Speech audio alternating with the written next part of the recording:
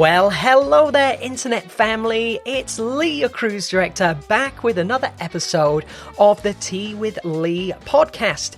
As always, before I dive in, I do have to remind you that all views and opinions expressed on this show are mine alone, and in no way, shape, or form do they reflect those of Carnival Cruise Line, those wonderful people that I used to work for. Feels like a very long time ago, and I hope to work for again in the not too distant future, but that seems to be out of our hands at the moment. So cross your fingers for me, and hopefully I'll get back to work soon. But the disclaimer remains the same. This is me and only me, well, me and my friend today, but this is a privately produced and whatnot podcast, so don't go shouting at Carnival if you don't like what I say. Okay. Today's episode is a really exciting one for me because I've managed to rope in one of my best friends to feature on the podcast. He is somebody that I met on a cruise ship when I went out to Australia working for Carnival. We made great friends over there. We will be friends for life, no matter where life takes us. And he's got such an interesting journey. So I thought, why not get him on the show?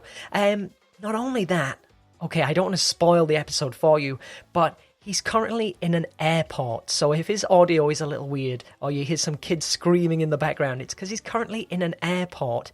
He's very excited because he's about to go back to work. Yes, he is going to be one of the first crew members back on a ship sailing somewhere around the world. I can't talk about the company that he's sailing for because it's evidently not the company that I'm allowed to talk about. But we won't dwell on that. Right, without further ado, I guess I should give him a call.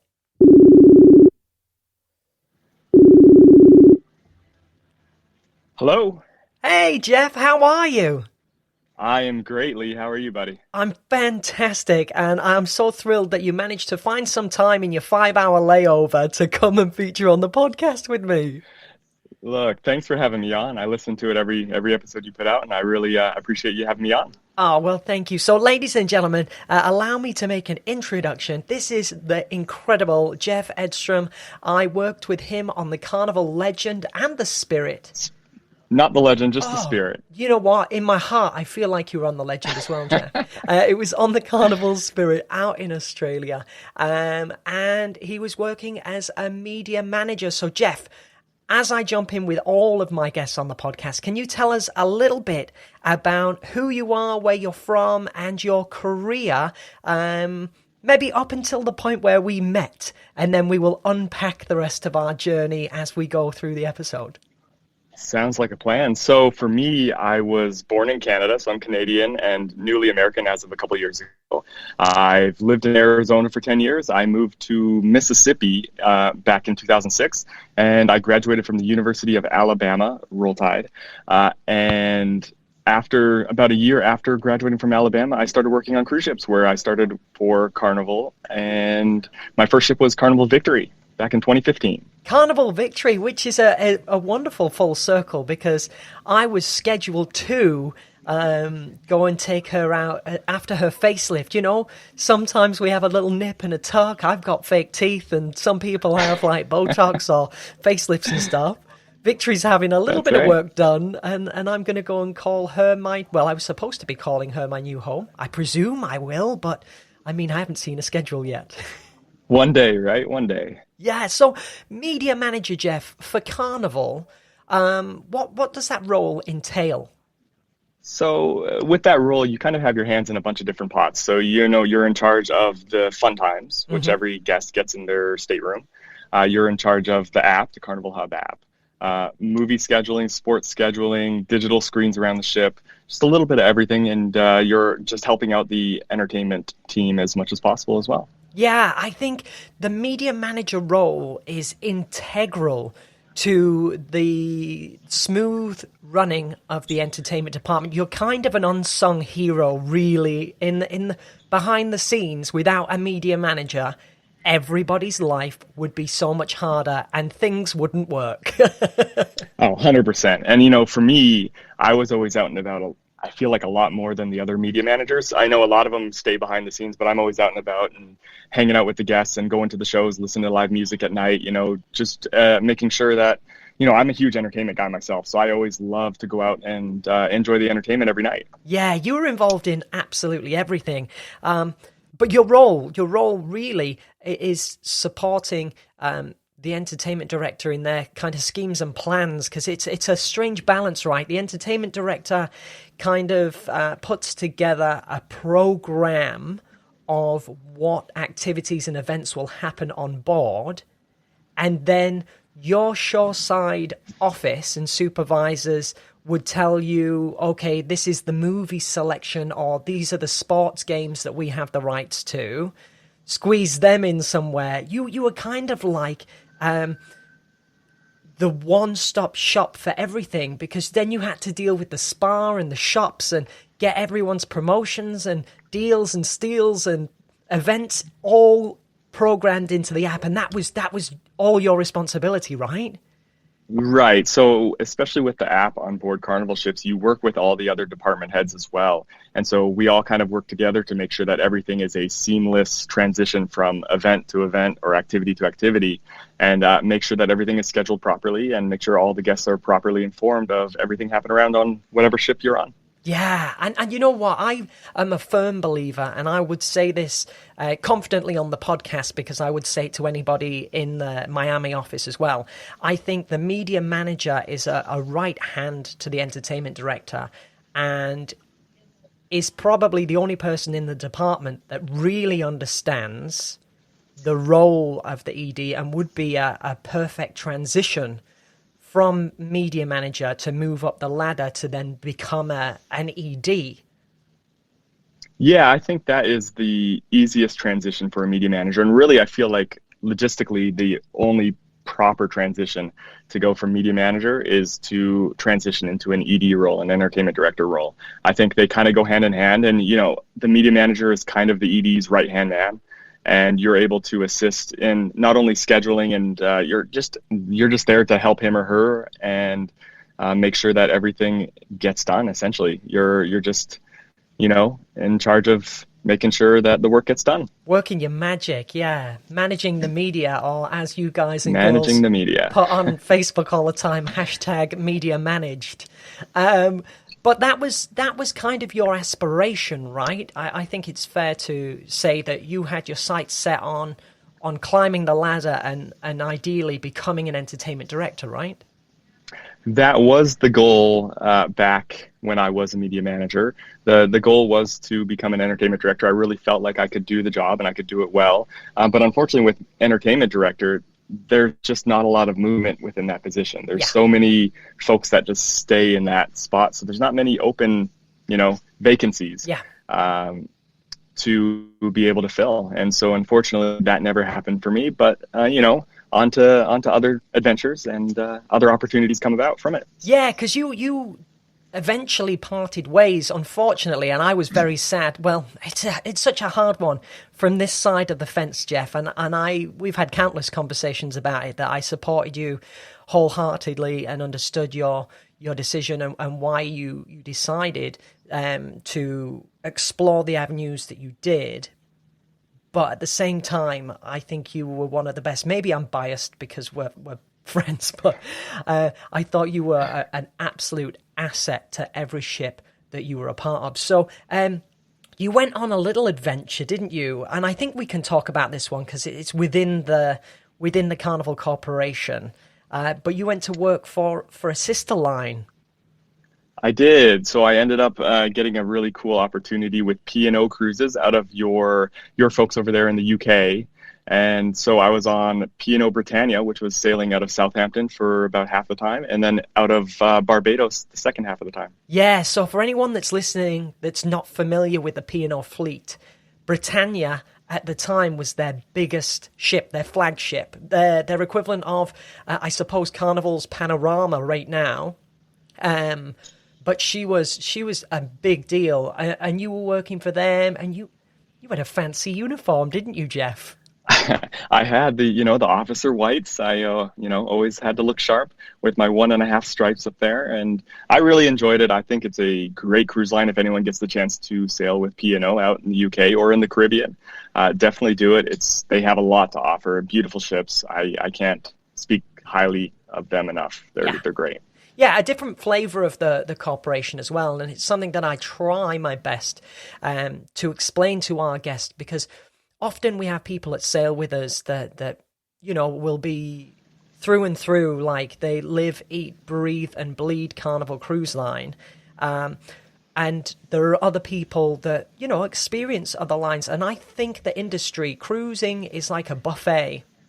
And you can pick and choose what flavors appeal to you at a certain time, maybe at a certain time in your life, maybe your family arrangements. One line suits you if you're cruising with kids, others if it's like a romantic getaway. And then as you get through life, as you're moving into, the later portion, the more senior years, and you're wanting a little more peace and quiet, or you're wanting to slow down a little bit, there are lines that cater to everybody's needs. P&O, I think, fit in a very similar vein to Carnival. Maybe not as vibrant and fun as, for their marketing purposes anyway. They're not like the fun ships, but they are family friendly as well as for couples and even seniors as well, right? They cater to everyone. Absolutely. They cater to everyone. They have events and activities just like Carnival does. Their entertainment is fantastic. Their shows are amazing. On Britannia, I've only seen the ones on Britannia, but they were incredible. They cater definitely to middle-aged folks, but they also have, entertainment for everyone. They have kids, kids club, and they've got, a lot of older folks that cruise there and just enjoy after, the post-retirement days and just go sailing on P&O. It's honestly, they have a really good program there. Yeah, and then of course you've moved to your current line, which unfortunately has to remain nameless. And as much as I would love to joke and rhyme a sound that was close to your company name, I mean, I quake in fear of getting in trouble with any of this stuff. So we won't tell them where you work. I think if anyone puts two and two together, they could probably figure it out. Yeah, but so we'll leave it at that. You work for a different company now, and how's that? Because you were sailing for this company that shan't be named before the world paused, right? I was. So I was working for this company for over a year, about a year and a few months. And, until obviously the pandemic hit and everything kind of got shut down. Yeah. But I mean, I really enjoy it. I feel like the ships are beautiful. The management on board and my shoreside team, they're so supportive. They're great. I really love what that company has to offer. And I can't wait to get back. Honestly, I think that sometimes people give other cruise lines a bad name, or they talk poorly of other cruise lines, but every cruise line has something to offer for someone. Yes. And this cruise line is something that, I didn't know much about until working for them. And now I absolutely love them. And I would go cruise there on my vacations easily every time. Yeah, I think, there is that tendency for people to, I think the American term is smack talk. Yeah. Talk smack, or yeah, absolutely. I mean, there's another one that rhymes with ship, but we won't go there. But yeah, like smack talk each other, and even with the cruise directors, this is something that I've spoken about with a handful of my fellow cruise directors. In fact, because we are like a single entity on board. A lot of the times guests kind of pitch us against each other in competitions or rivalries that we didn't even know that we're involved in. Right, 100%, absolutely. And I feel like that's just the territory as well, because it's always it's a very competitive industry. Yeah. And so everyone is so loyal to their company that the first thing they want to do is they want to bash the other companies. They're like, no, everyone, we're all in the same industry. We're all in this together, and especially this time of year with everything that we've gone through over the last year. we're all in this together. We all want to get back sailing, and we all look forward to cruising safely again. Yeah, absolutely. And I think you hit the nail on the head there, especially through everything that's transpired over the last 12 months or so. There is a definite sense of togetherness and unity coming across the cruise industry as a whole. Now, of course, business is business, and everybody wants people to come back to their business. But it has been inspiring to see that sort of support, that unilateral support, and even the presidents and CEOs recently got together in Florida, and they all spoke out about these restrictions from the CDC and everything. And I think it's nice to see them working together. Definitely. Absolutely, and that's the way that things are going to get done. Is working together, teamwork, even if you're different companies, like you said, pitted against each other in the long run. But, when it comes to business, but we're all working together to be able to start sailing again out of the U.S. And I'm sure everyone listening to this podcast can't wait to get back either. Yeah, which is a great segue because you're currently in the airport about to go back. You're going to go back to work. And you're a pioneer, really, as far as the cruise industry goes. There's not many ships out there that are sailing, and you're going to be among the first. Yeah, especially not out of Asia. So there's a few ships out of Asia that are currently sailing, but this will be one of the first out of Europe sailing. And we're going to be sailing to Norway, Netherlands, Spain, Italy. All around Europe, and it's going to be great. And I can't wait to get up there and get started again. It's been so long, I'll have to kind of remind myself how to work again. Yeah, right? You're going to have some adventures out there on the seas. Absolutely. There's some incredible parts of the world that you're going to be exploring. I mean, you saw a lot of those ports with P&O, right? Yeah, I saw a lot of them, but there will be definitely some new ones that I haven't been to. It's early on, whenever we start back sailing in June. It'll be really exciting to see these new places. I'm a big, I love to see new ports. I don't care if I get off the ship for 5 minutes. Just to be able to walk in a new country and say, you've crossed off another country off the list. As of right now, I'm 44 countries in, and I can't wait to, get to 50 and go on and on from there. So I'm really excited to go exploring. I love that. Have you got an app to track your travel? Do you use? I absolutely do. Yeah, I've got. Do you use Bean? I don't. I can find out for you which one it is, but I do have an app that I use to track. It's called Pin Traveler. Pin Traveler. I'll look that one up. I mean, you can't have enough apps.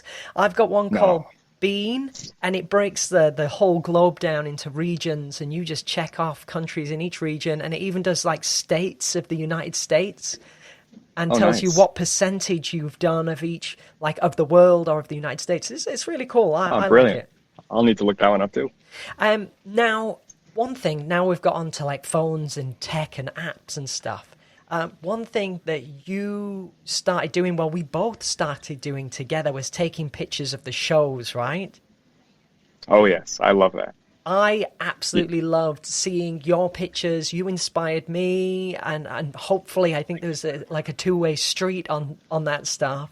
Oh, look, your photos are incredible. Obviously, you have nicer equipment than I have, and let me tell you, obviously the equipment isn't everything, but you can tell a difference, and your photos are incredible. I look at your photos in awe. It's truly inspiring for me as a amateur photographer, taking photos during the shows, or landscape photography, just seeing yours is incredible. I absolutely love it. Well, I love seeing yours as well, so that's mutual. And through that sort of creative outlet, I guess, there was this sort of added investment in seeing the shows. So for our audience that are listening to the podcast, because I appreciate many of them are Carnival cruisers, can I ask you, what was your favorite show? What show do you miss right now because you're not on the fun ships, Jeff? That's really difficult. Yeah. Because as you know, I go to all the shows. I love all the shows. I would say the classic Epic Rock. You can't go wrong with Epic Rock. I loved Flick. Yes. And I really love Motor City as well. I'm a huge Motown guy. I love Motown music. So for me, I loved Motor City. So Epic, maybe America Rocks is too. I really liked America Rocks also. America rocks. But you know what? I don't know why. In my mind, we were talking about these like unspoken rivalries and creating rivalries that don't exist. I always put Epic Rock and America Rocks against each other. And why? Why would I do that? No one said America Rocks is the new Epic Rock or it's looking to replace it. But for some reason, my loyalty to Epic Rock never let me fully fall in love with America Rocks. Oh, I understand it too, because for me, I loved Epic Rock. It's hands down my favorite show. And it's the music. For me, the music is just, as in the title, epic. It's amazing. And I think the very first cast that I saw it on Carnival Spirit, it blew me away. And from then on, I was hooked. There's some former playlist members that are still working for the company, but now in a office management role, that I remember hearing and seeing this one guy sing Bohemian Rhapsody, and I was almost in tears. Like, it blew me away. I was like, this is incredible. This is a show. Like, this is exactly what I want to watch.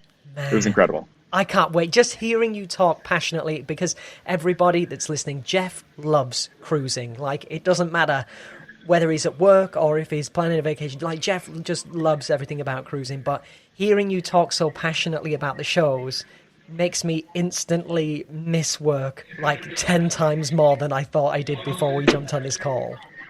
Oh, I've missed it over this past year. Honestly, it's been kind of bittersweet, because it's nice to be home with family and friends, but at the same time, when you love what you do, it's you're eager to get back. You can't wait to get started again. Yeah, man. I mean, because that's been a roller coaster. What have you been doing during the pause? Like, can you tell us about your your land life? Land life has been interesting. It's been definitely an adventure. I have been trying to work and stay busy, trying to make some money because, obviously we still have bills to pay regardless of if we're on ships or not. And so I've been doing the food and grocery deliveries with Uber Eats and DoorDash and Instacart and Shipt and all of that kind of good stuff out of the U.S. And then I also was able to get a job working for the state of Mississippi. So I was working in human resources for the state of Mississippi, and I was doing that for about 6 months before I got called back to ships. And then, so I've been staying busy, and when I'm not doing that, I'm usually in bed on Netflix or, Prime Video or something like that, watching and seeing, figuring something else to watch and keep me busy. Yeah, man. I mean, you haven't stopped. You literally haven't stopped, and I respect that because I think it's been such a trying time for everybody, and everybody's circumstances are different, and there are people that are supporting families all around the world, and there are people that have got like student loans that they're paying off, and people that have moved out of their house they've set themselves up independently, and for whatever reason they don't have a security net. And this has been such a difficult time for so many people, and you've stayed on top of it. No matter what hand you've been dealt, you managed to stay afloat. Yeah, it's been challenging for sure. This is definitely one of the most challenging years I know I'm not alone, of pretty much all our lives, because, we were on such a roll in the beginning of 2020, and it just comes to a halt. Like, what are we supposed to do now? For me, I was on board a ship until late May, before I was able to get home. And once I got home, obviously everything was, so I had to find something else to do. I had to figure out a way. Yeah. And, you just have to have a determination, and be able to, like I said, find a way. Persevere. And you've made it. So do you have like a sense of relief? Because you are sat in the airport right now about to go and join a ship. Like, what's that feel like in your heart right now? It's kind of surreal, to be honest. I didn't know if this day would come, honestly. Like, I had no idea when this was actually going to happen. And it happened very quickly. I got a call and said, hey, are you willing to go to this ship on this date? And I'm like, yeah, I'm willing, but I need to get a new medical. I need to do this, that, and the other, COVID tests and everything else. It has to happen very quick. And luckily I was able to get everything done in time. And here we are sitting in the Atlanta airport, and I've still got about 2 hours to go before my flight takes off. So I am psyched. I'm ready. I am ready to get back to it. And I'm sure you'll see my photos on Instagram as soon as I get back on board a ship. Absolutely, and I can't wait. I absolutely cannot wait. Now, you're about to go back to work, and you're working on board within sort of digital media and that stuff. Like we said, you were a media manager when you were at Carnival, and that's sort of your line of work. Do you mind if I ask you, like, in 5 years' time, and I get that we can't second guess or plan anything after 2020 and all of the fallout, but providing that we remain on an upward trajectory and life keeps getting better, what do you imagine? What would be your goal for the next, like, 5 years, if I can ask you, put you on the spot? Are you going to work on ships, or do you want to work on land, or, like, what are you going to do? That's tough, and it's something that's crossed my mind, especially over the last year, because you start to rethink things. You start to try and figure out what the next move is, because you don't know how long this is going to take.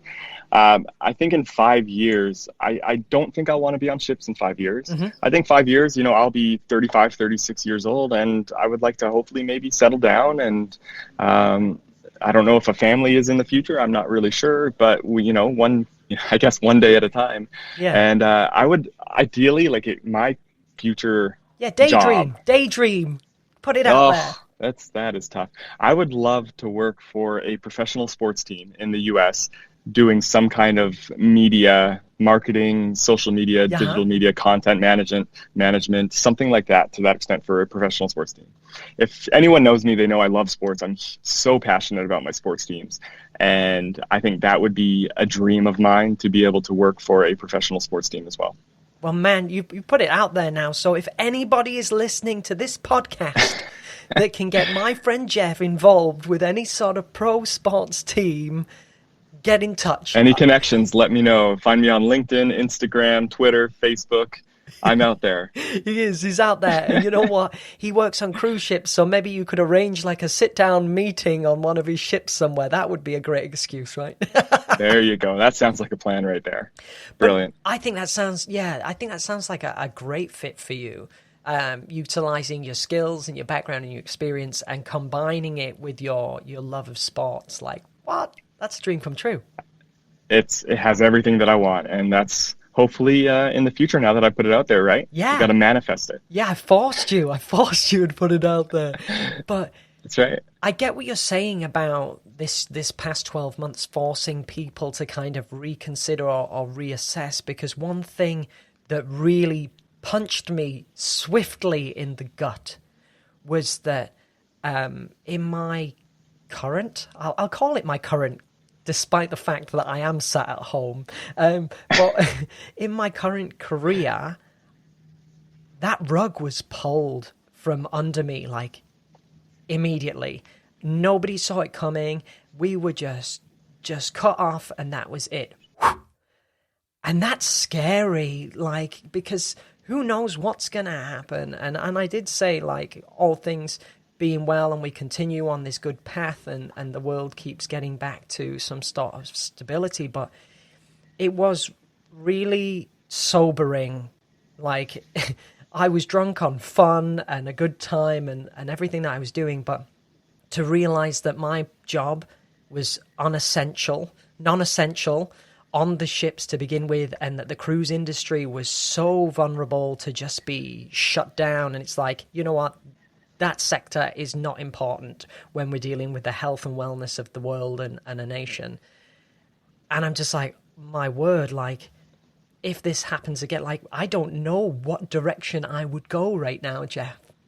To like, it's tough. It's so, honestly, it was so difficult because, I remember when all of this went down, I was on board a ship and we were sailing out of San Juan. Yeah. And when all of this was first announced in the US, I remember people were saying, oh, it'll just be a couple of weeks. We'll be back sailing. No worries. It's just going to be a couple of weeks. And I'm like, okay, fine. That sounds good. We'll be back at it soon. Let's get everything under control and we'll go from there, one day at a time.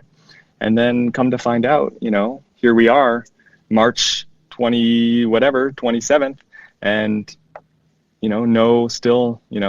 majority of cruises, ships are still just anchored out somewhere off of a port. Yeah. So it's just wild. It really is. It's so eye-opening. It's so it's been a strange year.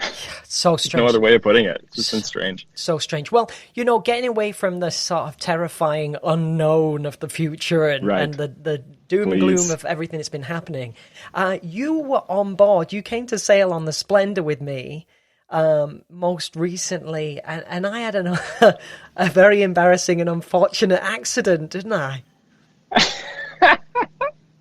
That was so funny. Oh my God. Yeah, it was great. It was brilliant. I was just sailing as a guest, Yeah. just to visit you and our friend Erica. And next thing you know, you're down in the medical center. And I'm like, oh boy, what did he do? Oh no. Mate, So that was, I don't know if I can show you the scar. you still right have your now on the scar. wall. Of course, that's with me for life. Oh, brilliant. Look at that. But- Incredible. For everyone that's listening, let me talk you through the incident, my great medical incident on the Carnival Splendor, because I don't think many people know this story. So because you're our wonderful podcast listeners that have made it 30 minutes into this episode, just know you are privileged to a somewhat private story. Jeff was sailing. It was late at night. I'd finished work. We'd done whatever party and shows and stuff that had been going on around I think the we were ship. getting pizza. Were we not getting pizza? And we went up to the Lido deck to get pizza, and the line was a little bit long. So because I'm the cruise director and I didn't want to take a guest's place in the line, Jeff was like, don't worry, I'll stand in line and I'll get us pizza so, you don't look rude. Because one thing that Jeff has always been is polite and guest focused. But because he was a guest himself, he was like, look, I'll get you a couple of slices. You just do your thing. And inspired by Jeff's presence and our joint mutual love for photography, I thought, why not take a brilliant picture of the Lido deck while the movie was playing, with all like the dive-in set up, all of the sunbeds with the blankets and the popcorn, all that good stuff. So I, in my suede boots, so edged my way along a little wall. Now, this is all my fault, and just so you know, there's no blame on Carnival. There's no health and safety issue. In my suede boots, shinned along a little wall and stood on the edge of the pool and curiously balanced on this wall, with my back leaning on a statue which has since been removed. I think Thanks to you. I think it's because she assaulted me. But I was leaning on this statue, and I was trying to do it like a sweeping panoramic shot on my iPhone, and I lost balance and just kind of like slumped back and leant on the statue. Now, the statue was perfectly finished, but you've got to remember that it's a piece of art. It's not there for people to be playing with, leaning on, falling on, using as a tripod armrest. And the only one sharp bit of that statue punctured, that's the best way to put it, punctured my inner bicep of my right arm. And in trying to get it off, I kind of tore the skin even more. And very calmly, I kind of like just removed myself from the statue and said, hey, Jeff, I've cut my arm. I gotta go. You didn't really believe me, right? You thought I was being a clown or something. And I very calmly kind of showed him what was going on. He was like, oh, my word, let me help. So I think you told the pool attendant that I needed medical attention. And he was a bit flustered and didn't really believe you because it was me. This is the problem with being a cruise director when you hurt yourself. You're pulling a prank on everyone. And I was so calm about it. But I was like, no, look. And you very clearly made the point that I needed help and told the guy.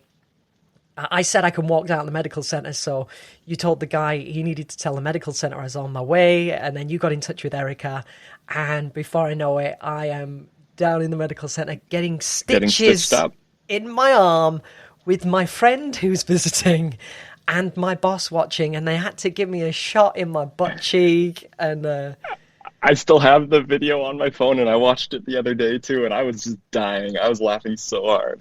It was brilliant. I was so nervous. I think that's one of the crowning moments of our like mutual friendship. Me, you, and Erica is like three amigos, and because I said to her, I was like, Erica, I'm so scared. Can you sing me a song? And she sang, she sang me a song with the lyrics something along the lines of, "I don't know a song about stitches, but I do know a song about pirates." Arr! Ridiculous.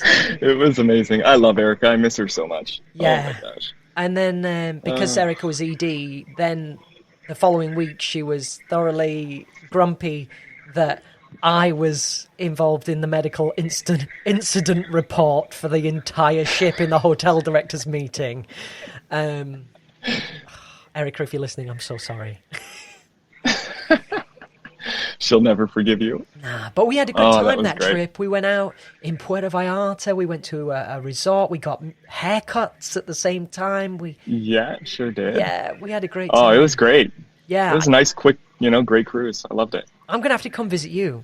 That's going to be Absolutely. my goal. If I'm not back at work during this crazy summer, dependent on whatever decisions are made over in the United States with the CDC and everything that's above my pay grade, so I won't comment on it. But if that stuff's not straightened out and I've got time on my hands, I am definitely going to have to come and visit you once Boris Johnson lets British people leave the country, because we're not allowed to go anywhere right now. I can't wait for the day for you to join me, man. Whatever you need, you got it. You're always welcome aboard whatever ship I'm on. Thank you so much. Now, I'm going to start sort of rounding things off because we're 35 minutes into this episode, and I do know that the people that are listening probably have lives and things to do. So, Jeff, just before you go, you've had a lot of time at home. What were the things that you enjoyed, like the kind of silver linings to the crazy time where you weren't expecting to have an extended vacation? What were some of the best things about being home? Well, honestly, it was just being with family, being able to spend an extended amount of time with family. I've always been close with my parents, and to be able to actually spend time with them more than, 2 or 3 weeks is honestly, it's been a joy. It's been something that I've really looked forward to, and I was able to truly cherish those moments. I've been able to, my dad and I, we've gone golfing a lot, and that was a big thing for him, especially, he's had a lot of leg surgeries and issues with his knee and his ankle and his foot and everything else. And so for him to come out there and join me and swing a golf club, it was honestly, that made me happy to be able to see him out there having fun, having a good time, and actually enjoying, life outside. It was honestly, it was great. It put a big smile on my face. Yeah. So that's a big thing that I've been, really not taking for granted. Mm-hmm. Just spending time with family. That's been huge for me. Yeah, we were all kind of worried about your dad because he had a fairly intense like knee surgery and stuff going on. So getting that time with him and seeing him through a recovery to the point where he's out playing golf with you, I can see how that was a real blessing, a real silver lining. I honestly never thought the day would happen. He's been dealing with these issues and injuries and infections and everything else since 1999. Oh, wow. So it's been over 20 years of so many injuries and surgeries and therapy, and we keep saying this will be the last one, everything's going to be good from here, and then God forbid something else happens, and he's back in the hospital again. And so he's had it more rough than most, and I'm just happy to see him be able to get out and get about and actually enjoy life more. The quality of life is so important, especially when you get to that point in your career and your life where you start slowing down a little bit. It's nice to be able to sit back and truly enjoy life. Yeah, and that's a hard thing for us as well, I suppose, as being children, I guess, being away from your family and your parents. Like a career at sea is incredible, but I don't think people always realize the sacrifices that we actually make. And it looks like we're living the dream and it's all fun and games, but there are some very sort of serious sacrifices and compromises to what people would perceive as being like a very regular life? What would be normal? Yeah, it's very difficult, and I think a lot of people don't understand the sacrifices you make, right? Some crew members, whether it's like housekeeping or dining or bar staff, they're gone for almost 10 months. Yeah. 10 months out of the year, and they have families, they have a wife and kids, and they don't see their kids for almost a full year. Like, could you imagine?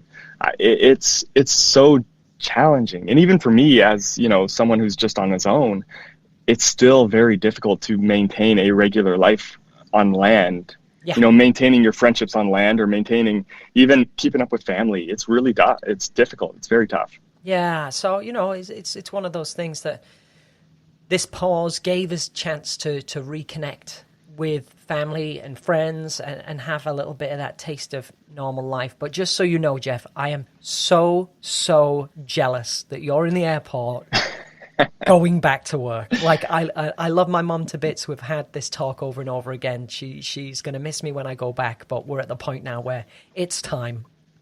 It's time, and I love your mom. She's the sweetest person ever, and I know she loves you more than anything, and I know she can't wait for you to get back to doing what you love as well. So I know she's very excited for that to happen. I couldn't believe it just talking to my mom when she went out on that hike with you.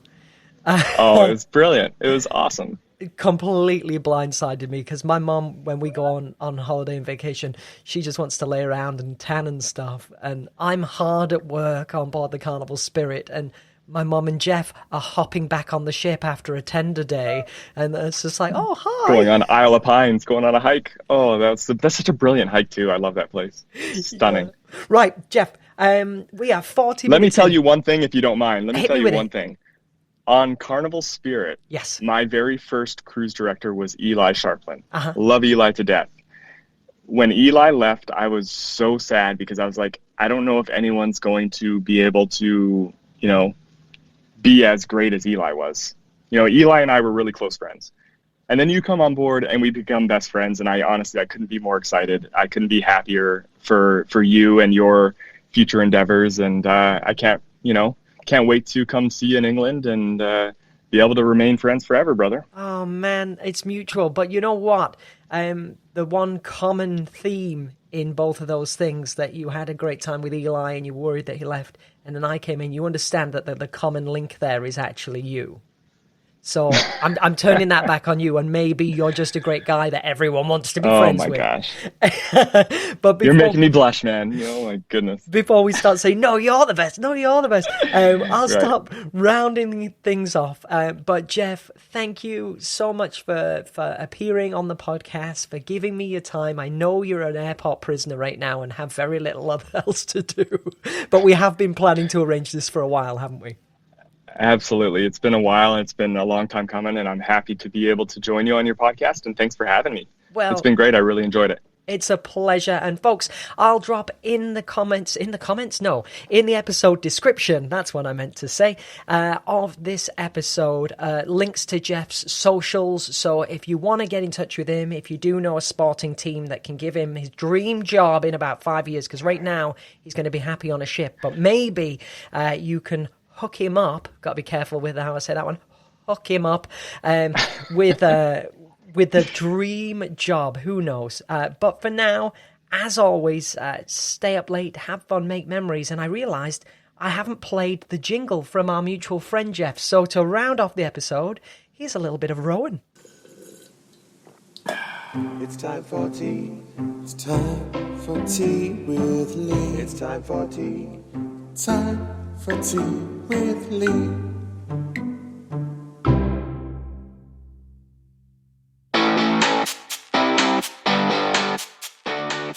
Well, there we have it, folks. Another episode of the podcast in the bag.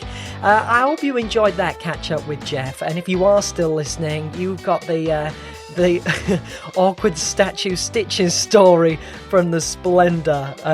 like I say, not many people know that one because it's not the proudest moment of my cruise director career at all. I couldn't have an episode of the podcast without reminding you about my wares available on the internet. Yes, all of that Lee Your Cruise Director merchandise over on shiptees.com. That's shiptees.com. Click on the menu, you'll find the Lee Your Cruise Director collection, and you can shop all of my goodies there. Of course, some of your favourite cruise personalities are now represented on Ship Tees. You've got the likes of Stephen Schwartz, who loves you. He loves you more. Eden Parker, Patrick Duffy from the Piano Bar. There's tons of people on there. Felipe Couto, woohoo! He's in there. So check out shiptees.com because they've got something for everyone. You can customise, personalise, supersize, all of that stuff. But for now, I'm going to let this music play us out. I look forward to talking to you again in a future episode, but the one thing that I look forward to more is cruising with you on a cruise in the not too distant future. Okay. Love you, miss ya. See you soon.